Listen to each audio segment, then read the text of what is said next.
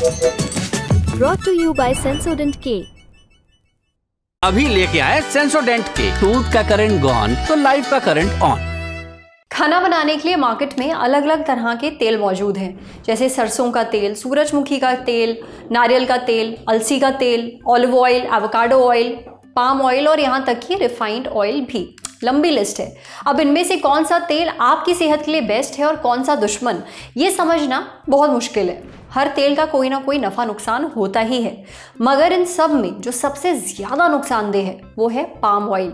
ये हमारे दिल, लिवर और बीपी के लिए नुकसानदेह है। डराने वाली बात यह है कि पाम ऑयल खाने की उन बहुत सारी चीज़ों में डाला जाता है जो आपको बाजार से खरीद कर खाना बहुत पसंद है। आज के एपिसोड में हम एक्सपर्ट से जानेंगे कि पाम ऑयल कहाँ से आता है, खाने की किन चीज़ों में से डाला जाता है, ये इतना नुकसानदेह क्यों है और पाम ऑयल से बेहतर विकल्प क्या है। सुनिए। पाम ऑयल ताड़ के पेड़ के बीजों से प्राप्त किया जाता है और ये जो तेल है इसमें कोई महक या सुगंध नहीं होती है, तो इसलिए इसके अब उसका इस्तेमाल कई तरीके के खाद्य पदार्थों में किया जाता है। खाद्य पदार्थों के अलावा और भी कई चीजों में इसका इस्तेमाल किया जाता है, लेकिन अगर मैं खाद्य पदार्थों की बात करूं तो अलग अलग तरीके के खाद्य पदार्थ जैसे कि ice cream, biscuit, cake, pastries, muffins, इन सब में इसका इस्तेमाल किया जाता है। यानी जितनी भी बेकरी प्रोडक्ट्स हैं उन सब में इसका इस्तेमाल किया जाता है। ब्रेड्स बनाने में भी इसका इस्तेमाल किया जाता है।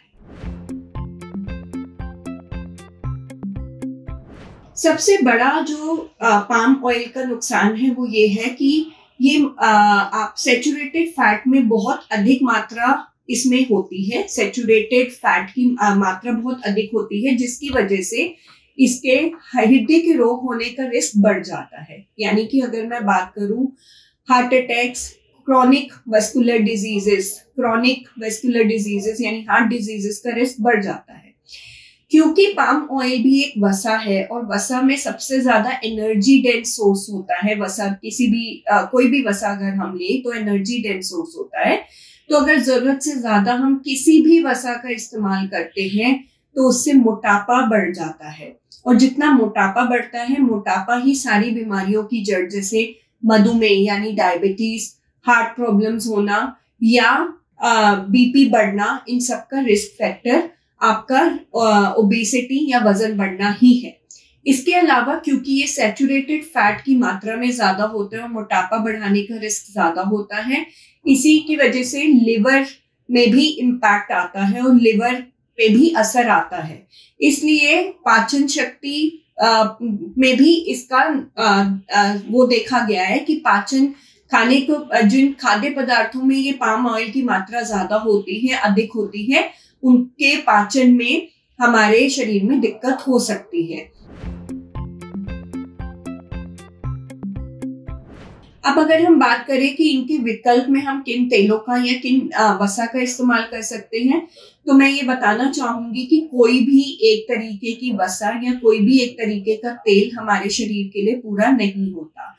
हमें सही मात्रा में saturated fat, non saturated fat यानी कि जिसमें हम बात करते हैं मोनो अनसैचुरेटेड फैटी एसिड्स और पॉली अनसैचुरेटेड फैटी एसिड्स यानी म्यूफा और प्यूफा की बात करते हैं।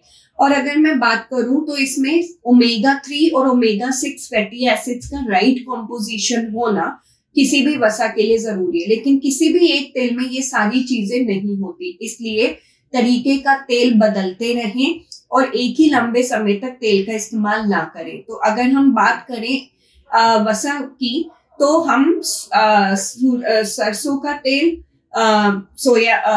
जैतून का तेल के साथ हम इस्तेमाल कर सकते हैं अपने बाकी तेल, जैसे कि कभी सोयाबीन तेल हो गया, कभी राइस ब्रेन ऑयल हो गया, कभी आपका सूरजमुखी तेल हो गया, और कुछ लिमिटेड मात्रा में आपका देसी घी, डिपेंडिंग ऑन आपकी कितनी कैलोरी इनटेक है उसके बेसिस पे कम मात्रा में हम इस्तेमाल कर सकते हैं। पाम ऑयल आपके लिए कितना नुकसानदेह है ये तो आप समझ ही गए होंगे। अब अगली बार बाजार से कुछ खरीदें तो डब्बे या पैकेट को पलट कर जरूर पढ़ लीजिए। अगर इस पे पाम ऑयल है तो उसे ना खरीदिए। अब बढ़ते हैं सेहत के अगले सेगमेंट की तरफ, तन की बात। जिन महिलाओं को पीसीओएस होता है उनको हाई बीपी का रिस्क ज्यादा क्यों है?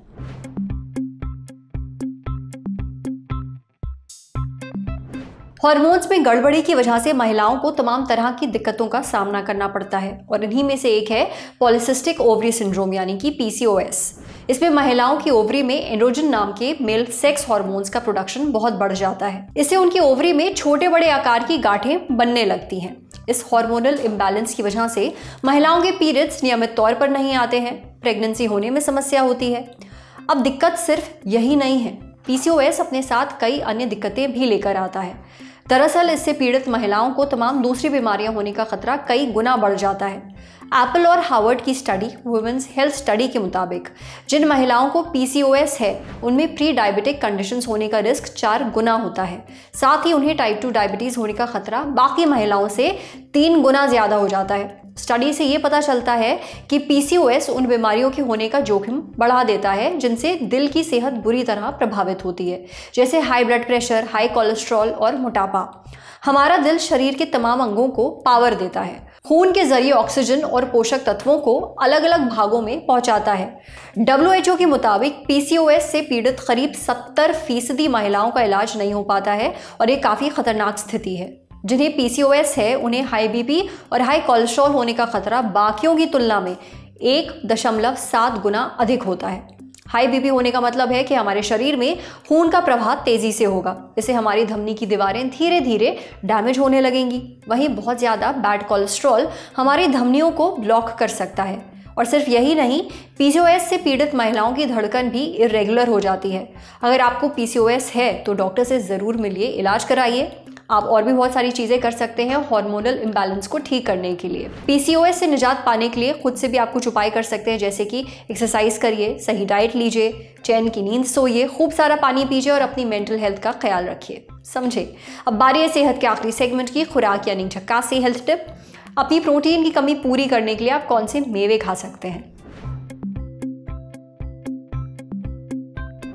हमारे खाने में प्रोटीन होना बहुत ज़रूरी है और ये हमें हेल्दी रखने में मदद करता है, हमारे सेल्स की मरम्मत करता है और नई कोशिकाएं भी बनाता है। कुल मिलाकर बीमारियों से दूरी यानी प्रोटीन से नज़दीकी। जब भी प्रोटीन के सोर्सेज की बात होती है, पनीर, अंडा, दूध, दाल और सोयाबीन जैसी चीज़ों का जिक्र किया जाता है, मगर मेवों में भी ढेर सारा प्रोटीन पाया जाता है। इन्हें कहीं भी और कभी भी खाया जा सकता है। प्रोटीन के लिए आप कौन से मेवे खा सकते हैं और किस मेवे में कितना प्रोटीन होता है, ये हमें बताया न्यूट्रिशनिस्ट दीक्षा छाबड़ा ने। दीक्षा बताती हैं कि मेवे प्रोटीन के बहुत अच्छे सोर्स हैं, जैसे बादाम, काजू, पिस्ता और अखरोट। सिर्फ 100 ग्राम बादाम में ही 21 ग्राम प्रोटीन पाया जाता है। बादाम फाइबर और गुड फैट का भी बहुत ही अच्छा सोर्स है। इसे खाना भी आसान है, यूं ही कच्चा खा सकते हैं या दही में डालकर। बादाम पीस कर खाना है तो दूध में डालकर आप इसे पी सकते हैं। इसके अलावा पिस्ता में भी प्रोटीन की मात्रा खूब होती है। 100 ग्राम पिस्ता में 20 ग्राम प्रोटीन होता है। यह हमारे दिल का भी ख्याल रखता है। पिस्ते को आप दूध या दही में डालकर खा सकते हैं या फिर पूरी रात पानी में भिगोकर सुबह भी इसको ले सकते हैं। न्यूट्रिशनिस्ट दीक्षा के मुताबिक 100 ग्राम काजू से हमें करीब 18 ग्राम प्रोटीन मिलता है। स्वाद में तो ये हिट है ही, इसे खाने में डालने से खाना और टेस्टी भी हो जाता है। इनका भी इस्तेमाल आप किसी भी तरीके से कर सकते हैं। ये खाने में टेस्टी होने के साथ साथ पोषक तत्वों से भी भरपूर होते हैं। आप अखरोट भी खा सकते हैं। 100 ग्राम अखरोट में 15 ग्राम प्रोटीन होता है। वैसे तो अखरोट को ओमेगा 3 फैटी एसिड के लिए जाना जाता है, लेकिन इनमें प्रोटीन भी अच्छी मात्रा में होता है। ये सारे मेवे बिना किसी झंझट के आसानी से खाए जा सकते हैं, चाहे इन्हें कच्चा खाइए या फिर खाने की किसी दूसरी चीज़ में डालकर। स्वाद का स्वाद और प्रोटीन की भी कमी पूरी हो जाएगी। लेकिन हाँ, ये भी ध्यान में रखें कि मेवों में कैलोरी काफ़ी ज़्यादा होती है, इसलिए इन्हें सीमित मात्रा में ही खाना चाहिए। इनका बहुत ज़्यादा इस्तेमाल भी ठीक नहीं है। इन्हें सीमित मात्रा में आप ले सकते हैं। वहीं अगर आपको डायबिटीज़ है या फिर सेहत से जुड़ी कोई दूसरी समस्या है तो डॉक्टर की सलाह के बाद ही मेवे खाइए। आज सेहत पर इतना ही। अगर आप एक डॉक्टर हैं, हमसे कुछ शेयर करना चाहते हैं तो जो ईमेल आईडी इस वक्त आपको अपनी स्क्रीन पर दिख रही है उस पर हम एक मेल भेज दीजिए। जाते जाते एक ज़रूरी सूचना, चुनाव आ रहे हैं, जल्दी शुरू होगी चुनाव यात्रा। ललन टॉप चुनाव यात्रा में हम पहुंचे कहाँ, बताइए आप। क्या है आपकी लोकसभा सीट का नाम और क्या है कवरेज की वजह? वो कौन से फैक्टर्स हैं जो आपकी सीट को बनाते हैं खास? मेरी सीट, मेरा फैक्टर, भेज दीजिए मेल chunav@lalontop.com पर। सूचना समाप्त। शुक्रिया।